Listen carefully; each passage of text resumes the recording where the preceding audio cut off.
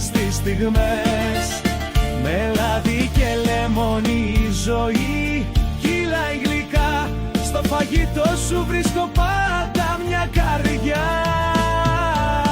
Μες στο κρασί σου βρίσκω τη γεύση της ζωής. Και στο τραπέζι σου η αγάπη μου κρυφής. Με κάθε πιάτο που μου φέρνεις μια γιορτή. Στην κουζίνα σου η ψυχή μου ξαναγεννηθεί. So guys, I made it here and I'm supposed to meet my guide here in a few minutes. I love the city. I enjoy being here. It's very affordable. I recommend it if you